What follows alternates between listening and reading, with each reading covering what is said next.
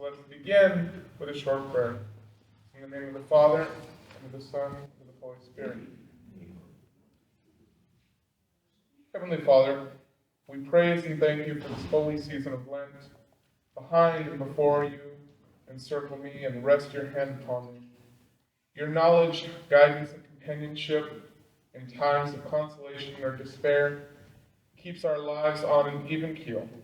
May your Holy Spirit guide us along the path you've set for each of us and protect us, body and soul, that our lives may flourish with the fruits of your Spirit, especially love, joy, peace, and self-control, all the days of our life.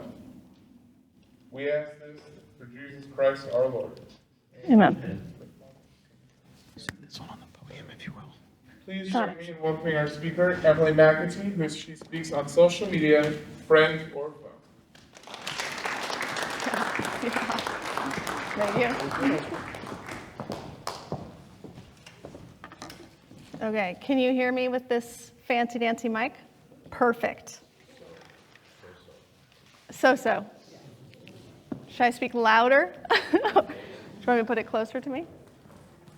I'm not sure how much closer I can put it. How is this? Is this better? Yeah. All right, perfect. Thank you all for coming tonight. My name is Emily McAtee, and it is an honor to be able to present to you this riveting presentation on the question that awaits us is social media a friend or foe in the spiritual life? So first off, you may be asking yourself, who the heck is this girl and why is she here? Beside being, relatively young, so I probably have a social media account, but I'm here predominantly because I run a young adult program called Spirited Lamb. Let's see if this works. So Spirited Lamb, we were established 2 years ago. It is our intent to help strengthen the young adult community in our area. We do this in 3 ways. 1, we host events, we promote events, and we also use media, mostly YouTube, as an outlet to spotlight the inspiring and on-fire local community. We cater to Ventura County and Santa Barbara County. And so to that end, we have a website and we also have a social media account. We have seen a lot of growth using social media. And so that's predominantly why I'm here. Is social media a friend or foe in the spiritual life, particularly regarding ministry, but also personal use? As a side note, I should say, myself, I actually avoid social media. So I thought it was really interesting that I was asked to give this talk. I do have a personal social media account, but it's something that I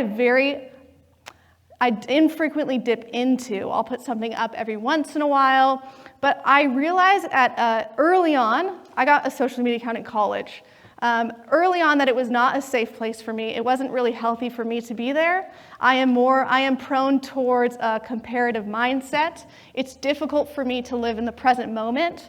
And so all of those aspects meant that if I succumbed to the scrolling, I just knew that it would be unhealthy for my life. So as it stands, I post something every once in a while. I maybe scroll once in a blue moon, but I generally try to avoid social media.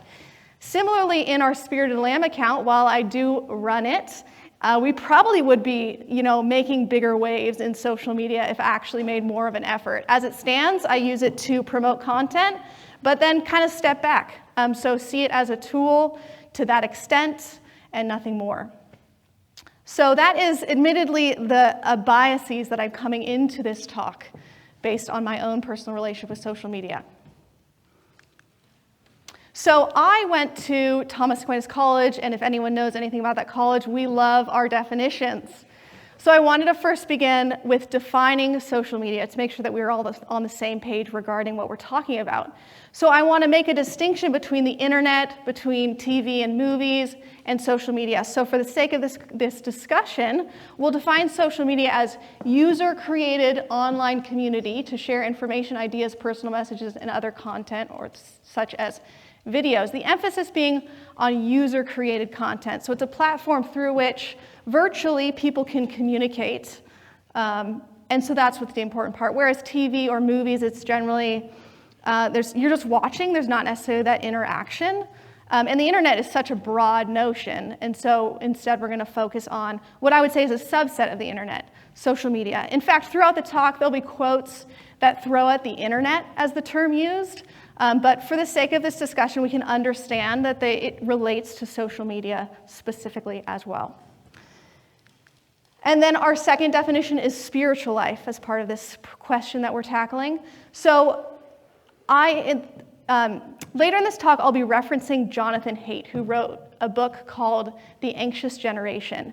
And he's an atheist, but a moral psychologist. It's fascinating. So he uses religious terms in order to describe human experiences. And so he describes the spiritual life, which we'll get into a little bit later, as the z-axis. So he says that the x-axis is how we relate to others in terms of hierarchy. The y-axis is how we relate to others in terms of closeness. And then the z-axis is this one that kind of goes 3D out of the page, and it is what he defines as divinity. So he says that every culture can recognize that virtuous actions or objects that we relish, that we recognize as sacred, pure, or elevating, are all lead us towards the society's common good. So regardless of your religious inclinations, you can still realize that virtuous actions is good and that there is still this intention or inclination towards the spiritual life, just as part of our human nature, as part of a human experience. So being that I am Catholic and we're talking to a Catholic audience, we're going to define the spiritual life as actions taken to draw closer to God. So those can be personal prayer, sacraments, reading the Bible, praying your rosary, etc. All right, so the talk is going to be structured into 4 different sections. The first is social media a friend or foe? Just broadly, not even looking at the spiritual life. Let's just talk about social media. Largely, that's when I'll be drawing from Jonathan Haidt's book, The Anxious Generation, which we'll get into. And then what does the church say? Obviously, we're Catholic, and the church is our governing authority. What do they have to say on social media? And then what do Catholic creators say? Those who, as users, we would be looking on social media to see what they have to say. What is their opinion on social media, whether we should be there or not for our spiritual life? And then finally, what does that mean for us? As predominantly users, maybe some of us are creators in our own right, but as users and as parents, what does that mean or potential hopeful parents, what does that mean for us? So first, The Anxious Generation, Jonathan Haidt. It's an excellent book if no one's heard about it. So we'll go into that. Is social media a friend or foe in his opinion? So Jonathan Haidt, he looks at statistics that he found. We see an increase in major depression among teens, we see an increase in anxiety, and we see an increase in emergency room visits for self-harm. Now, another disclaimer, the audience that Jonathan Haidt is predominantly referencing is Gen Z. He's talking about Gen Z. So Gen Z is anyone born from 1997 to 2012. So while some of his points are related purely to that generation, I think we can take his opinions and his hypothesis and extend it to really any generation. So he's looking at statistics regarding Gen Z, and he says there seems to be an initial uptick between the years 2010 and 2015. What's up with that? And you discover that in 2010 was the establishment, the iPhone, the smartphone, was established in 2007. But in 2010 is when the iPhone 4 came out, which had the first front-facing camera, and from it kind of erupted this social media economy. So he says in his book, by the early 2010s, our phones had transformed from Swiss Army knives, which we pulled out when we needed a tool, to platforms upon which companies competed to see who could hold on to eyeballs the longest. So if we look at a timeline regarding this, his general hypothesis is called the Great Rewiring. He says that the Great Rewiring is when childhood changed from a play-based childhood to a phone-based childhood. And we'll discuss that a little more later. But the lead up to the Great Rewiring is, as I said, the smartphone. iPhone 1 was created in 2007. iPhone 4, 2012, which had that first front-facing camera. The same year, Instagram was created as an app that could be only used on smartphones and really utilize that front-facing camera. And then we see Instagram was acquired by Facebook in 2012, which really led to its popularity. And then from 2012 on, you see more social media apps being created and the social media economy really erupting to the point where by 2015, 2015, most teenagers had a social media account, or it was seen as normal to have one of these. And so that's why he defines his great rewiring as occurring between the years 2010 and 2015. But he actually says that all of this had another stimulus. Something needed to occur even before this drastic change. And he describes that initially there was just in society at large a loss of a sense of community and a loss of a sense of trust among parents. And so because there was this lack of trust among parents, they began overprotecting their children, which led to the loss of this play-based childhood. And then with that overprotection, kids were inside, they turned to their phones, and you get this underprotection in the virtual world because parents didn't really know what they were dealing with. So Jonathan Haidt is actually interviewed by Andrew Huberman, and we're going to see if this plays. You've got 3 acts, all of which are tragedies. Yep. Loss of community. Right. So community and trust is down. That's right. Which then makes us not, then act 2 is we take away the play-based childhood because we're so afraid because we no longer trust our neighbors. And then act 3 is as long as the kids are inside and on computers already, oh, well, now just a smartphone and a tablet. These are just cooler computers. Nothing wrong with that, right? And that's what we thought early on. In the early 2010s, we thought these things were miraculous.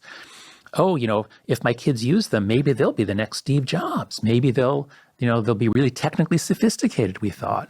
And it's not true. So that was all what needed to occur so that the introduction of the iPhone would have as drastic an effect as it did. So in his book, he talks about a lot of different aspects of this idea, which I would highly recommend reading this book, but I want to spotlight 3 different things. One, this play-based versus phone-based childhood that we discussed earlier. He talks about 4 fundamental harms of social media, and then he also talks about spiritual degradation, which I think for the purpose of this talk is the most interesting, but we'll get there eventually.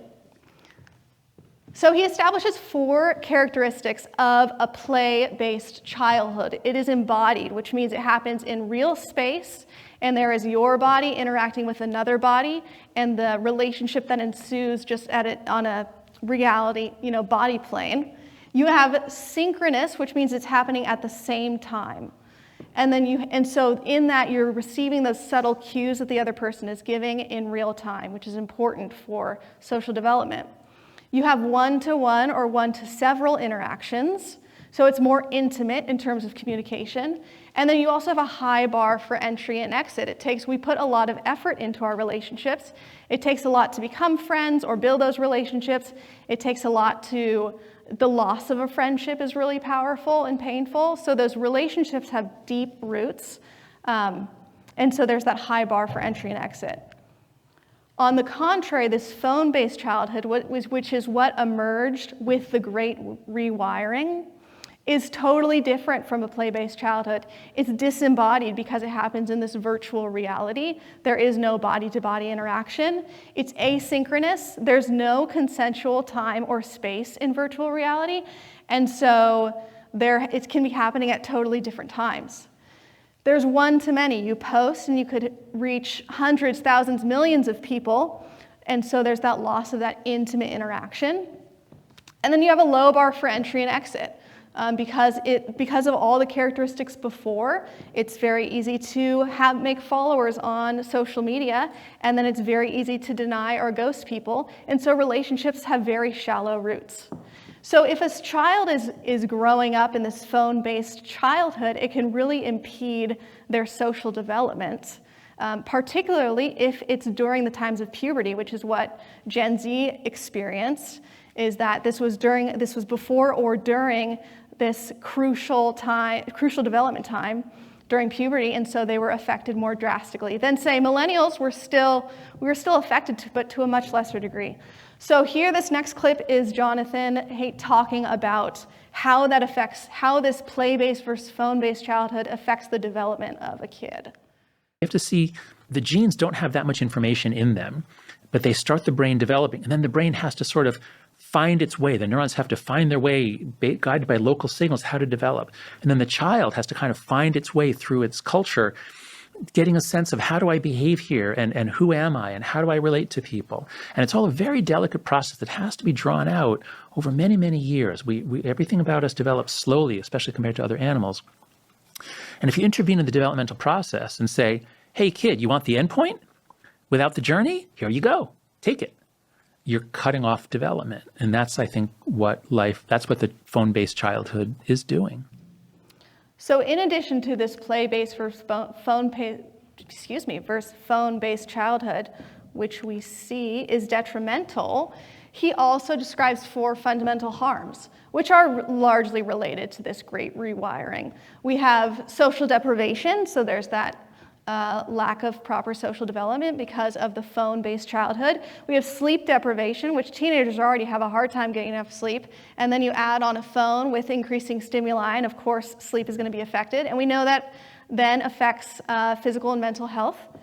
Addiction, obviously he's not talking about an addiction to drugs such as cocaine, but rather an addiction to dopamine, which is the neurotransmitter that's most centrally, or that points most to novelty and our desire for want, the desire of want.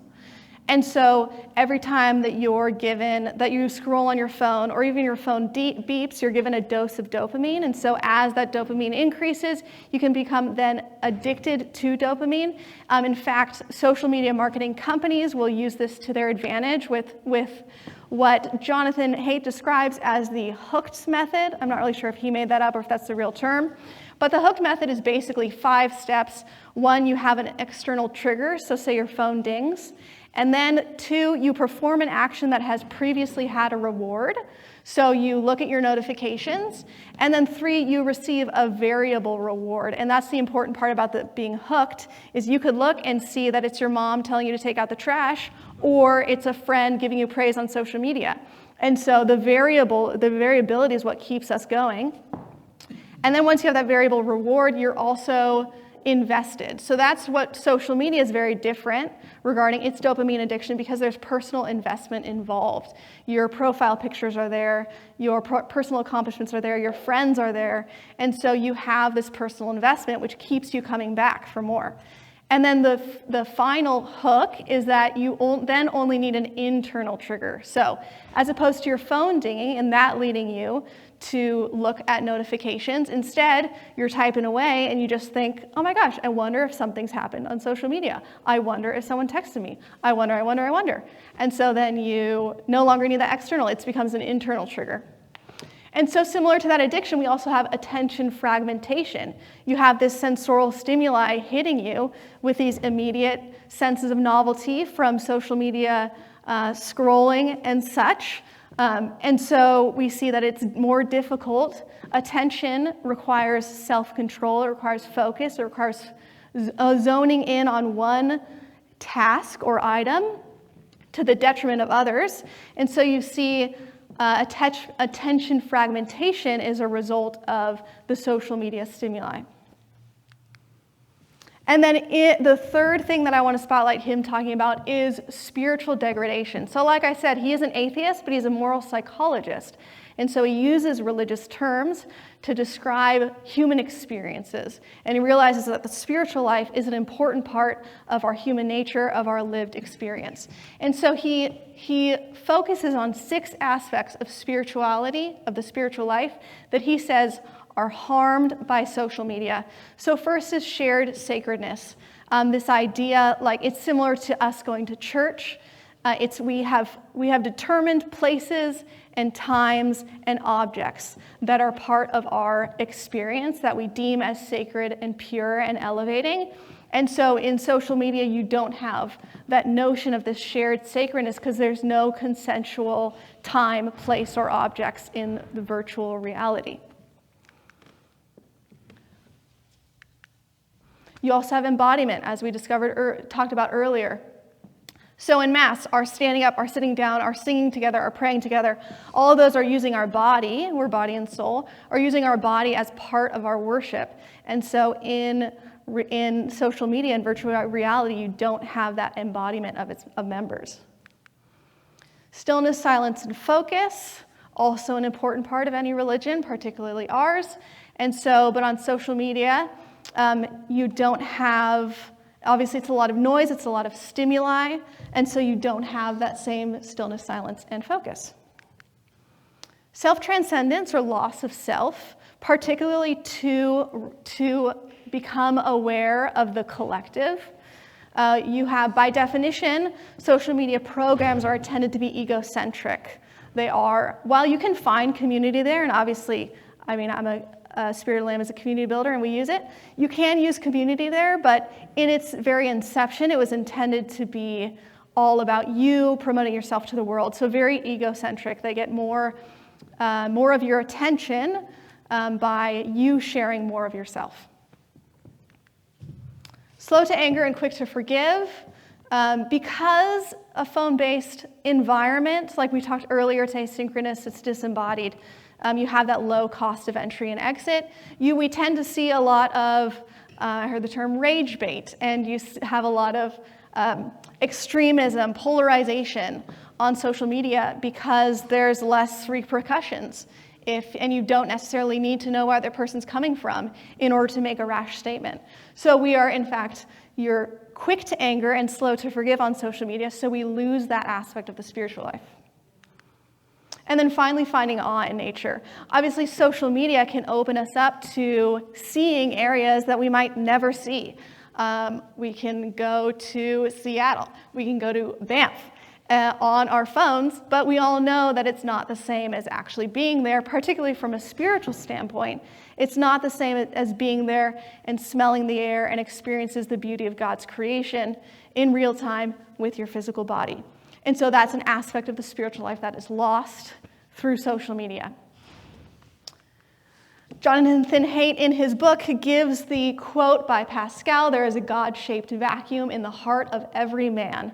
But he stops there, and so I included the rest of the quote, "which cannot be filled by any created thing, but only by God, the Creator, made known through Jesus."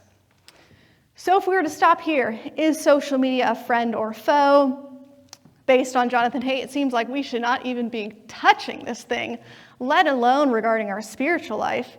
If even an atheist, a moral psychologist, says that it impacts our spiritual life, then we're done. Like, case closed. Let's go home. But I did want to give more credence to the power of social media. So I thought, let's then go to the church.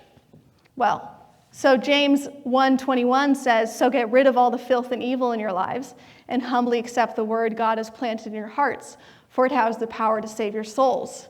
So why should I be putting filth and evil through social media when instead I should be turning to the Word of God? But I wanted to see what the Catholic Church said. And if anyone knows, this photograph is a depiction of the interior castle. So the church has actually been commenting on media for quite some time, ever since 1936, with cinema. And actually in 1967, which isn't up there, Pope Paul VI established World Communications Day. And since then, there's been a papal address at each World Communications Day. It's held on January 21st, which is the feast day of St. Francis de Sales, who's the patron saint of Catholic press, journalists, and writers. And so I did get I took excerpts from a variety of publications or of addresses, papal addresses that I read, and then I just compiled them to get a better understanding of what the church says. So first, it seems like all of the letters have a call to evangelize. So we see Pope Paul VI, 1963, he says, "The Catholic Church, since it was founded by Christ our Lord to bear salvation to all men and thus is obliged to preach the gospel, considers it one of its duties to announce the good news of salvation also with the help of media of social communication and to instruct men in their proper use." We see JP2 says the internet can certainly provide a unique supplement and support in both preparing for the encounter with Christ in community and sustaining the new believer in the journey of faith which then begins. Pope Benedict XVI, in the web too, we are called to proclaim our faith that Christ is God, the Savior of humanity and of history, the one in whom all things find their fulfillment. And finally, Pope Francis says the internet is something truly good, a gift from God. So like I said, we can take the internet and supplement it here with social media, and all these are still applicable. So this sounds great. I guess we should be back on social media. But each letter also comes with a word of caution. So it seems like the church is sort of presenting social media as a nuanced tool. We see JP2 says the internet can never replace that profound experience of God, which only the living liturgical and sacramental life of the church can offer. He also says the internet offers extensive knowledge, but it does not teach values. And when values are disregarded, our very humanity is demeaned, and man easily loses sight of his transcendent dignity. Moreover, as a form in which practically everything is acceptable and almost nothing is lasting, the internet favors a relativistic way of thinking and sometimes feeds the flight from personal responsibility and commitment. And then we see Pope Benedict XVI say, entering cyberspace can be a sign of an authentic search for personal encounters with others, provided that attention is paid to avoiding dangers such as enclosing oneself in a sort of parallel existence or excessive exposure to the virtual world. In fact, this year is the Jubilee year. Pope Francis actually instituted a plenary indulgence. It can be obtained through abstaining in the spirit of penance, at least for one day of the week, from futile distractions, real but also virtual distractions, for example, the use of the media or social networks. So we see that we are called to evangelize on this platform, and yet it cannot replace our own personal spiritual life. It cannot be a world of its own, separate from our physical reality. And in fact, if you view it as a distraction, you can get a plenary indulgence if you give it up for a day a week. Look at that. So that's what the church says, which seems still a little confusing, still a little nuanced. So I wanted to then turn to Catholic creators, basically those who are putting this information on social media for us users to consume. What is their view of social media? Do they see it as a friend or a foe? And so first I compiled a video of YouTube or anything I could find on social media on what prominent Catholic personalities had to say regarding the question, should we be on social media? And then I wanted a little more, so my team and I reached out to influencers or Catholic content creators that we are friends with or know, and asked them a very pointed question: is social media a friend or foe to the spiritual life? So if we also see here on this photo, it's a caption or a clip of a TikTok video where people are talking about how they actually found conversion on TikTok or drew closer to God through the use of social media. So obviously it can be very beneficial. So I wanted to see what creators had to say. So these, if my dad famously says, if I had more time, I would say less. So these videos admittedly are a little long, but I do think it's really important information and really helpful for us to see what the people who are creating this content we're watching have to say about it. People don't let you into their homes, but they let you into their phones. And Jesus says that the good shepherd goes after the lost sheep. That's why I use social media, because I really want to reach the lost sheep. To open up broader horizons for many people. I will get emails from people in Dubai. I'll get emails from people in Yemen. I'll get emails from people where they live, it's illegal to be a follower of Jesus. And they say, because of various YouTube things or podcasts that we have out there, they can get fed by Jesus Christ because of social media. It's a very high leverage way to reach a lot of people.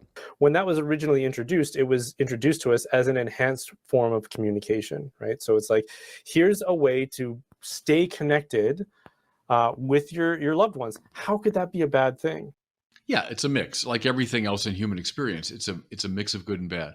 I think every day I experience what's wonderful about it, and every day I experience what's bad about it. But that's okay. That's the way it goes in our fallen, conflictual world. Everything human goes bad to some degree. This is something I struggle with regularly and don't have a good answer to. I take the month of August off of the internet every year entirely, just to detach from it, because I find that when I'm on the internet, I find it very difficult to read and think deeply and to pray deeply. I find that I'm covering topics at a surface sort of level. So I think one needs great discipline in order to keep the internet in its place. I should ask the question, why am I pulling out my phone?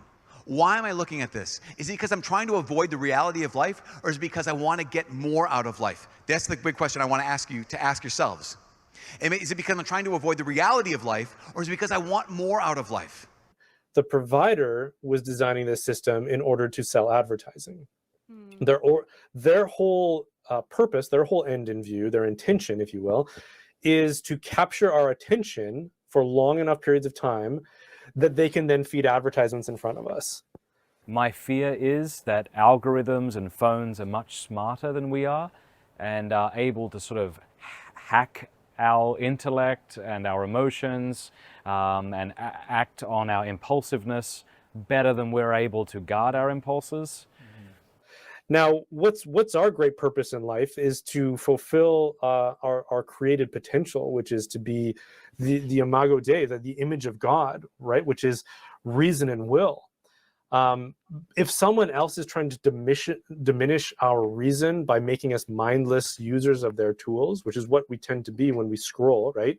We what do they call it now? Brain rot or something like that? Yeah, the death brain scroll. And then our will is compromised because we become addicted to these devices and these tools, right? And they're designed to be addictive. A quick disclaimer that might surprise people. While I feel called to this, I actually think most people should get off of social media. So I always say social media is like a bad neighborhood. A bad neighborhood is a dangerous place to be. I wouldn't recommend my nieces and my nephews go live in a bad neighborhood. I wouldn't suggest walking around alone late at night in a bad neighborhood. A bad neighborhood is dangerous. They do not have smartphones. I would not buy that for them.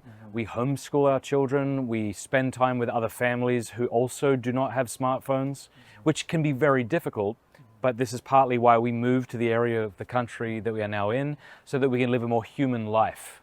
So they're manipulating us in order to compromise our humanity for the ends of selling us cheap and easy advertising, in order to make us suckers, like mere consumers, which is not our purpose as creatures made in the divine image, right? My invitation for all y'all is great, not dual identity, right? Be the same person in person as you are online. But above everything else, please, you guys, be creators, not consumers. I want to raise holy children, or at the very least, interesting children. If they can't be holy, I'd like them to be interesting. And I think the internet's a great way to make your children boring and bland and uninteresting.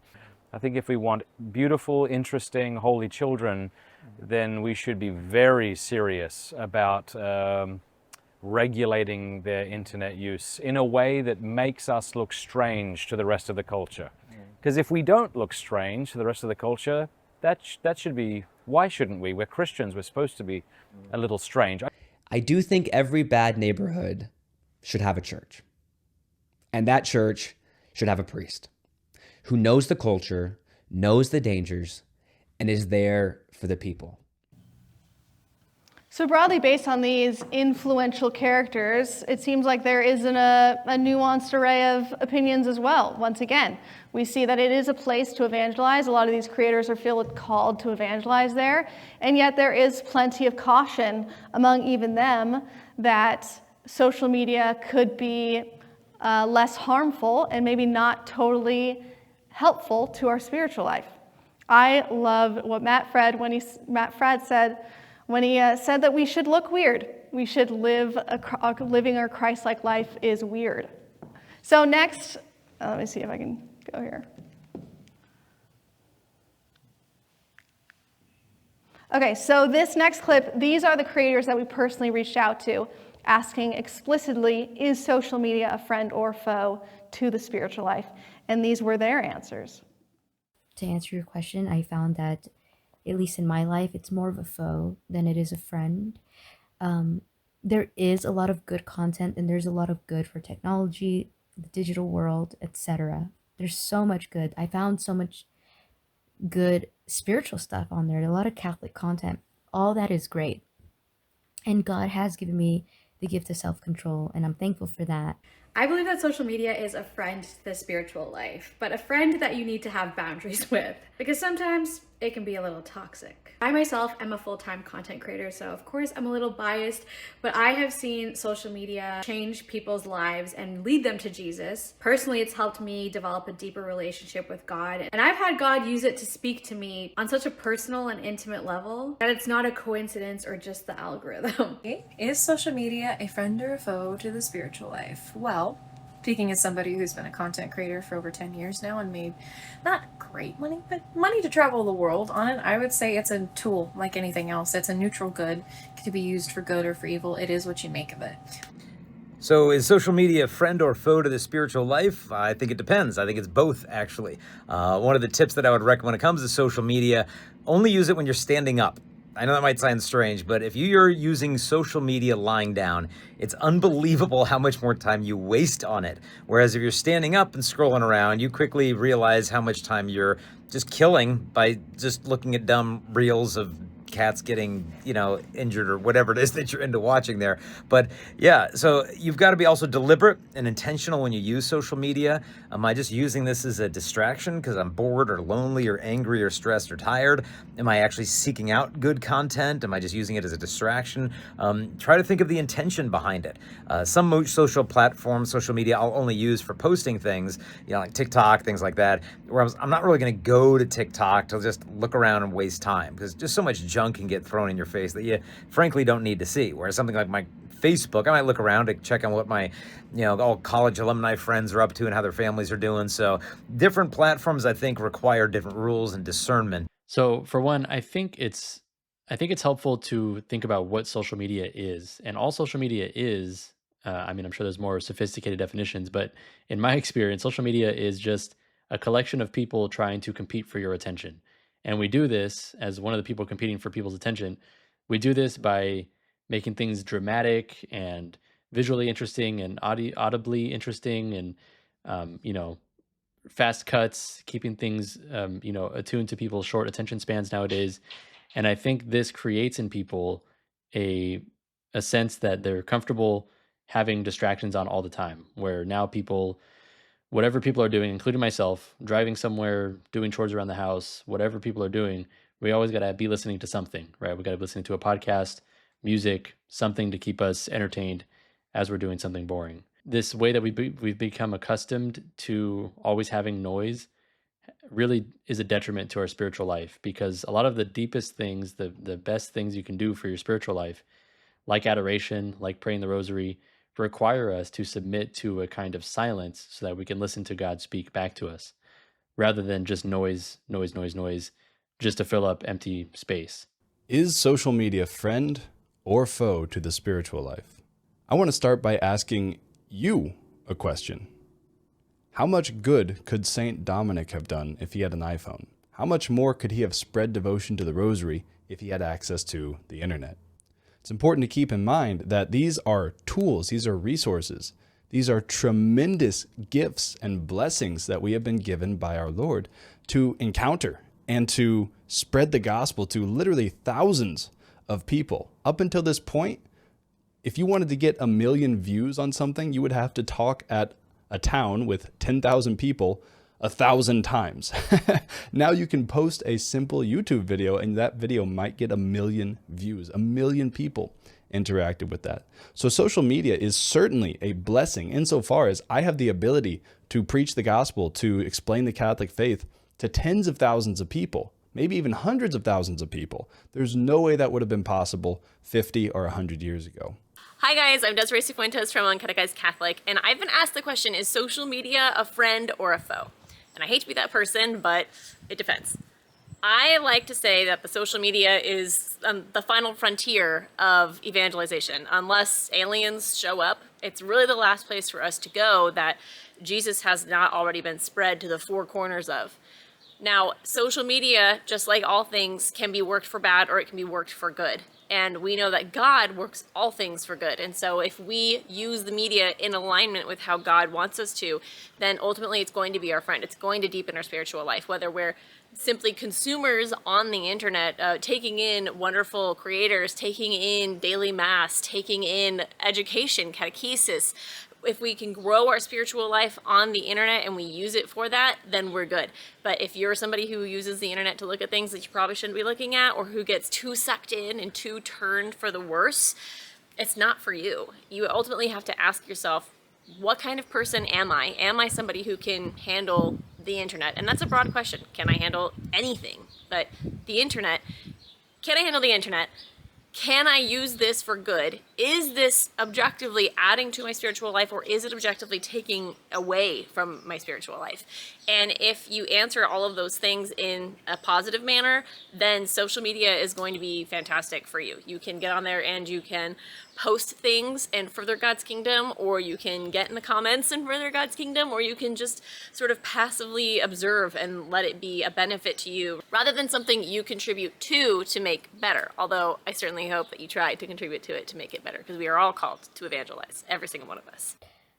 But nonetheless, I think it's just so hazardous to the soul because we're not created to have a relationship with God through a digital or through technology. Again, it could be used as a helpful tool, but I don't think it's the best way. The best way is to be off of these devices, in my opinion. Again, boundaries are necessary, and who you follow really does matter. So things like putting a time limit on how often you scroll, unfollowing accounts that cause you to compare or even just don't make you feel good, and avoiding doom scrolling during certain times of the day, especially like when you first wake up and right before you go to bed. But overall, social media can be such a great tool to reach people who you normally would not have access to and make others feel seen, heard, less alone, sharing your own insight, experiences, and even testimonies. So would I encourage people maybe to pursue life in social media if God is maybe calling them to something else? Probably not. But do I think that the Christian needs to be on social media to promote good, love, and joy in the world? I feel like the Lord has called me to use this platform to spread his life, love, and joy into the world. And I do it by putting on daily quotes, and sometimes it's as little as I do, and then I make videos like this where you get to zoom into your face, and it's fun, and just keep people engaged and remind them of what's really important in life. But overall, is it friend or foe? It's what you make of it.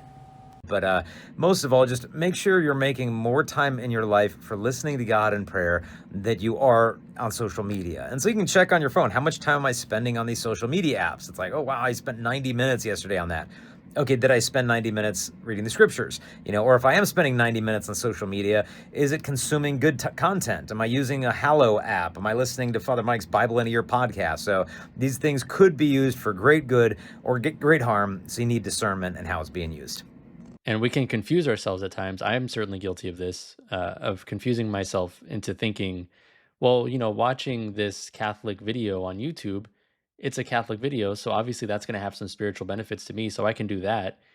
And it's true, like some content on YouTube, some Catholic content on YouTube is very beneficial and can teach you things about spirituality that you can put into practice, but it isn't spirituality in and of itself. But it does come with downsides. There are literally neuroscientists who are paid thousands of dollars to make your cell phone, to make your laptop as addicting as possible.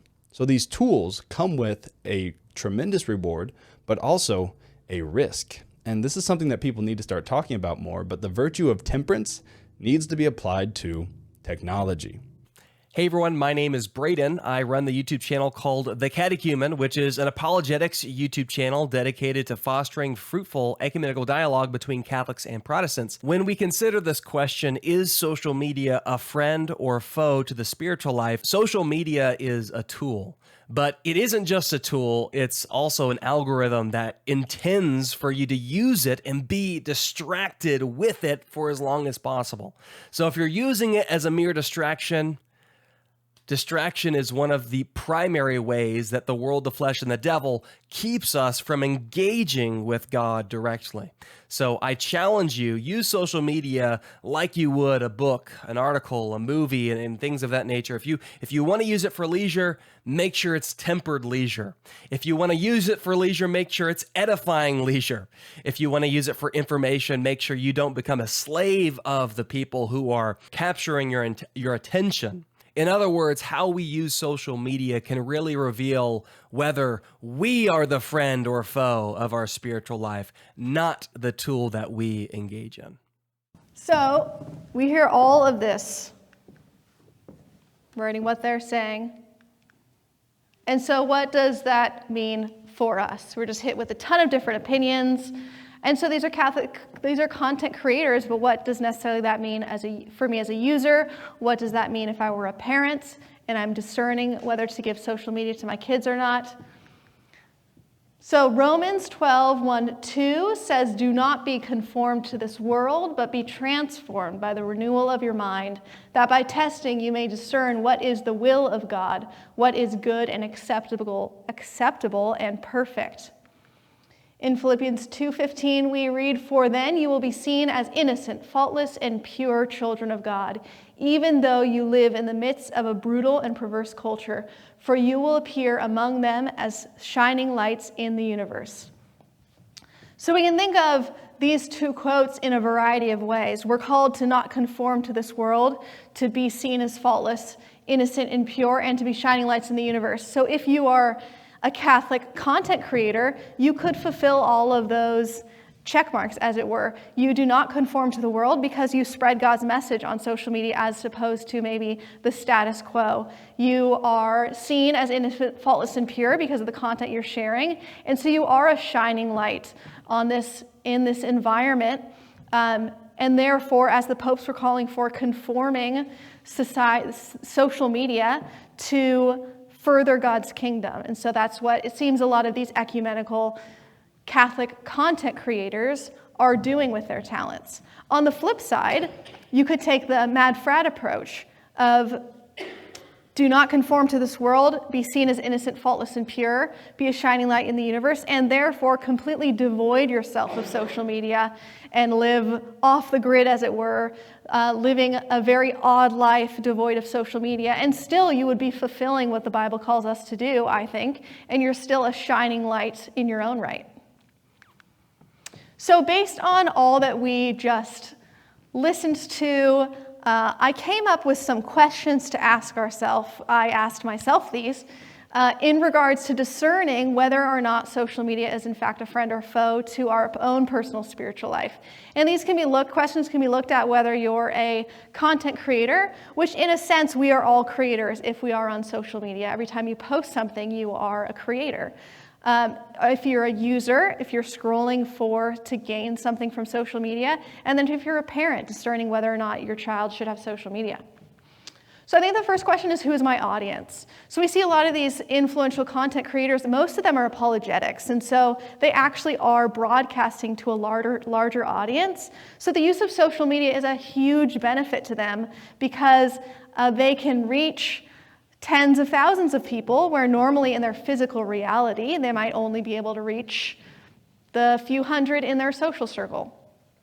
If your audience is, so I actually had to ask this question of myself for Spirited Lamb, because like I said, I do struggle with social media regarding my mindset, and so I had to ask myself, why are we there? And I do find that I'll fall into the temptation of looking on Instagram to see how many followers we have, how many people liked our newest post, what's going on there, and then I have to stop and think. I realize I'm focusing more on the social media platform than I am on the very essence of our mission, which is the people. The people are our foundation. Our whole mission statement is to promote the locality, to spotlight and bring to the surface the powerful, vibrant community that we have around us. And so if I'm focusing instead on our social media platform, then I'm forgetting the roots of who we are and what we believe God is calling us to. So similar, a parent could ask, what audience do I want to introduce my children to? Or what audience do I want my children to be a part of? Similar as a user, you can ask yourself that same question. And the second is, as Braden said in the end, is social media edifying or distracting? A lot of the content creators were saying use temperance. Be aware of why you're going on there. Father Mike Schmidt said, am I going to social media to something along the lines of get away from life, or am I going to live life more fully? And so that would be ask yourself that question. What is my intention in being on social media and scrolling? Or as a parent, what is my intention in giving my children access to social media? And then is social media replacing my personal prayer life? We saw the Pope's JP2 said it cannot replace your personal prayer life. A lot of these Catholic content creators were saying if I go to social media and say, oh, I watched something Catholic, that's totally fine. I don't have to go to adoration. Not true. Our personal prayer life is first and foremost the most important, and social media should be a tool which elevates our personal prayer life. And then finally, who is my neighbor? I didn't put it up, but Pope Benedict XVI in one of his addresses says, in this virtual world, ask yourself, who is your neighbor? So I think that's also an important question to ask ourselves. Are we still fostering in-person community, or are we totally lost on social media in this virtual community and instead have forgotten to say hi to the person we pass on the street, to go give bread to our neighbor, or whatever it is that you do for those around you? So some practical tips from what we just watched and heard. God first, obviously. It has to be a tool. It cannot be above God. It cannot become an idol above God. Personal discernment regarding your intention. Why are you scrolling? Why are you a user? Why are you a creator? Establish social media boundaries. We saw Jason Everett say, stand up when you're on social media. Or Naomi Lanage saying, don't start in the morning, or don't look at social media before you go to bed. Just be aware of when and the boundaries that you're putting around this. Foster in-person community, like I said.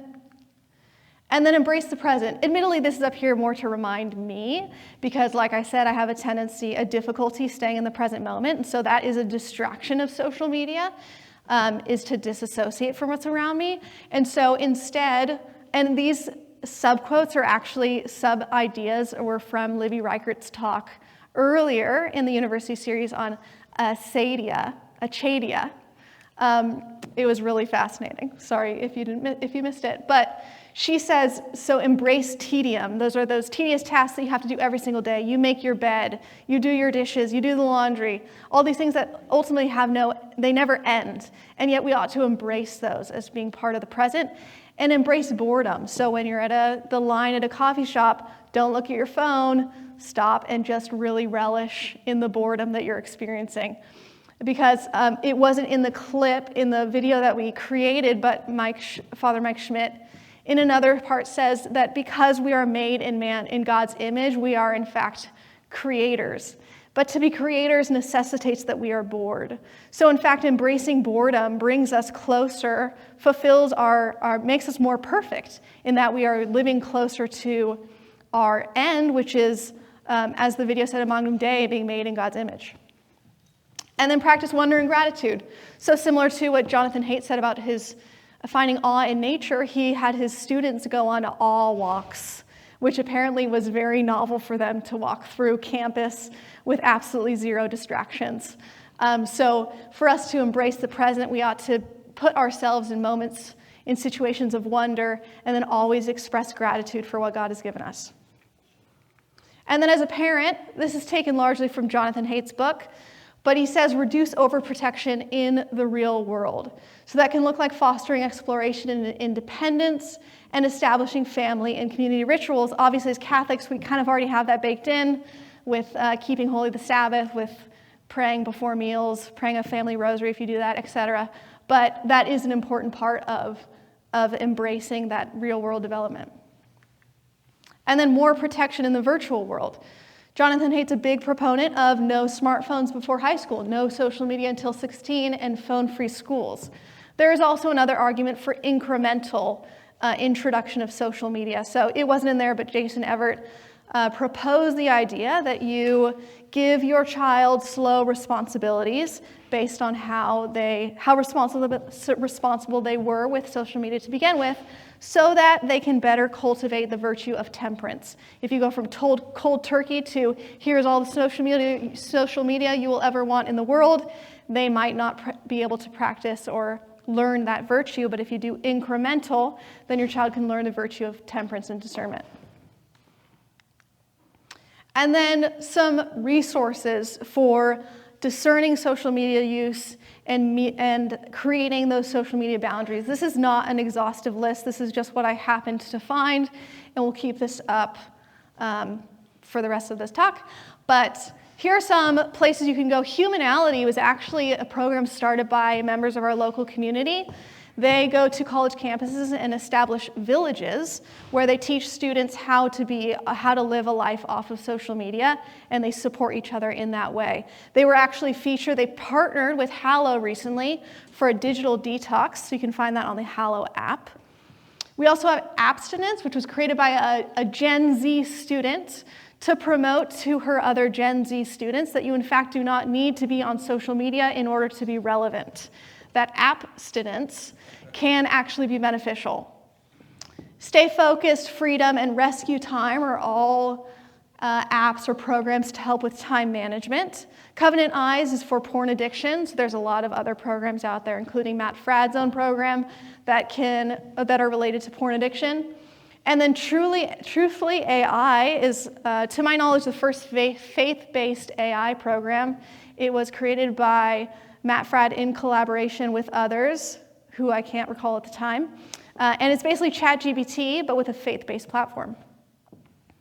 And then if you're a parent, LifeTeen is a really helpful resource. They have blogs on there on parenting in the virtual world. In addition, Jonathan Haidt has a lot of resources. His own personal website, Anxious Generation Resources, and then After Babel is his own Substack. So we'll keep that up. Like I said, it's not exhaustive, but at least it's a place to start. And then do your own research regarding in your personal discernment, what boundaries you might need to have for social media. So in summation, it's nuanced, as we all knew walking into this talk. But hopefully the messages we heard, the tips that we had, and an understanding of how it affects us psychologically, what the church says, and what creators are saying can help all of us better discern what our relationship ought to be with social media in regard to our own spiritual life. So thanks for listening.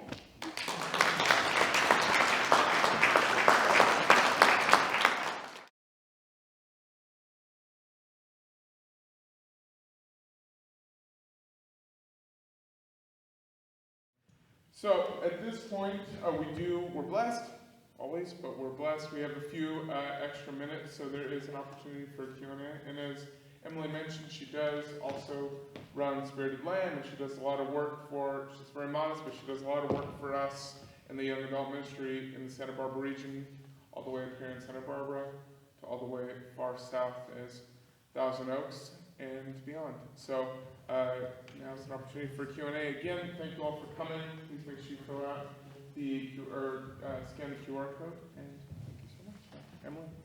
Yeah, are there any questions? I think this is still on. Also, Alex, very modest, he lets us use this gym, or this area for our Mardi Gras dance. So it was only last week that we were cutting up a rug. I mean, I've never danced so hard, it was awesome. Yes. Yeah. So thank you, Emily, for this. This is very pertinent to my own life. I came to the faith fairly recently, in my 20s anyways, and it's fascinating because everything you talk about is something that's a lived experience for me. So high school, 2010, graduated 2015, and it was it really was we were the tabula rasa generation of just let's see what happens, you know? And one thing that I've noticed though, and I help with confirmation with young kids, and something you kind of brought up, and this isn't really a question, but something to watch, is for those of us that come to the faith through social media, I feel like we tend to, unfortunately, have a bit more of an understanding or more of a personal relationship with like Father Mike Schmitz than we do with our parish priest.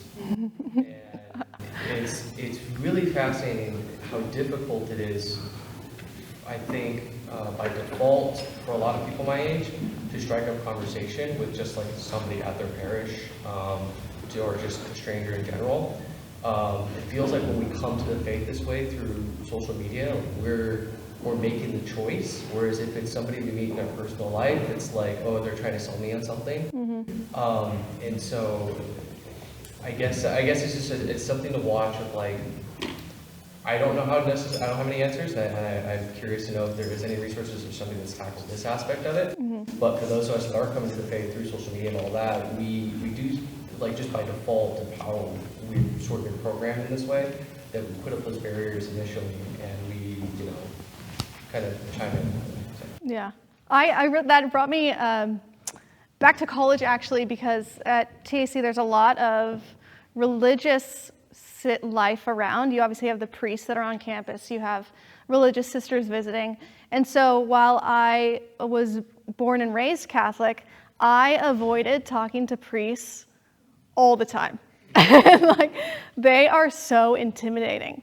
And I think it kind of, what you were saying brought me back to Jonathan Haidt's description of play-based versus phone-based childhood, that on social media, in that phone-based reality, there is that low bar of entry and exit. And so I can listen to Father Mike Schmidt and say, yes, yes, yes, but Father Mike Schmidt doesn't personally know me. So I don't have to come in with my insecurities, my questions. I don't have to fear that he's going to look at me like I'm dumb because I don't know what tabernacle means or whatever it is, And so I think there is that disassociation actually can feel very safe, and you're protected in your virtual world.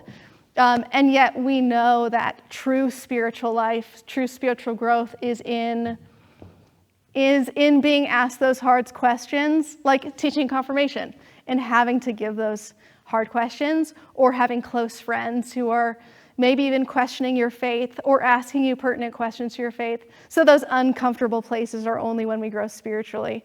But yeah, it reminded me of low bar of entry. It seems like that's why it's much more comfortable. And I also wanted to encourage you that those of us who have lived in the faith also find priests and religious people intimidating. Yeah, Rick? Yeah, I wanted to follow up. I have found over my past 20 years my more strong growth in faith. That is a result of the community that I'm in. And if you found faith through the internet, that sounds more individual. Trying to talk to a priest besides Father Mike or Bishop Barron, if you watch him, a step might be into a community of people where I have found my growth, and that might help you interact more with your own priests as well. Mm-hmm. I guess. Yeah, come to more Spirit of Lamb events. We're pretty cool. Yes. What does the data say about secondary schools prohibiting cell phones? I know even some colleges do that. I suggest that to TAC. What do you think would happen if TAC did that? Like Wyoming Catholic, they do not allow cell phones on their college campus. How come more schools aren't doing it? What is the pro and con? For example, does this school allow cell phones in the classroom? And if not, why? I was just wondering what the data shows.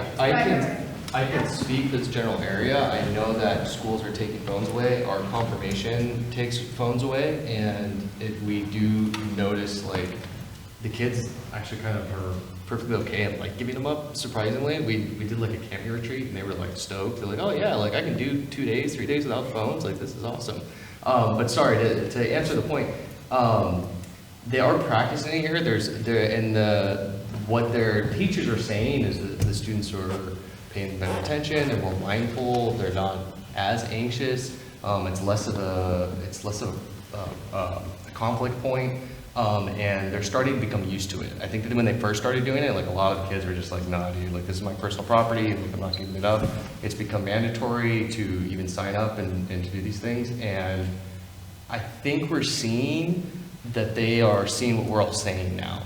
And that's kind of the difficult part. Is it's like you like for our generation, I feel like it was like a hot pan. You had to like touch it and get hurt by it to finally learn like, oh shoot, this is what can happen. And fortunately now, I think this has become such a focal point that I think it's really going to start taking off. I think a lot of people are going to start doing it. I know this school district has pretty much all adopted it for the most part. Yeah. So. Jonathan Haidt does address it in his book as well. He'll talk about how some schools actually chose to be more lenient regarding their phone use. So they actually kind of let kids do whatever they wanted, as it were, versus schools that were really strict regarding phone bans.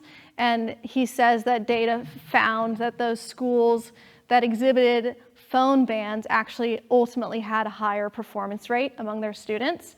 And other stories in the book as well. I think it seems that I feel like it's related to discipline and discernment. Like a teenager can't necessarily discern well. I mean, our frontal lobe isn't formed fully, so that's the role of parents and administrators and authority figures to say, we actually know what's in your best interest because you are not fully rational yet. And I can say as a teenager, I was not fully rational.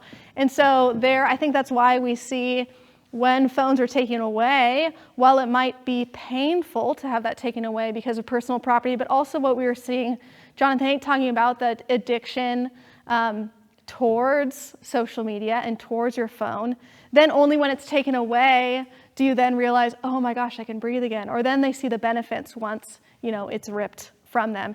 And so then, yeah, like it seems like schools are coming around to eliminating phones.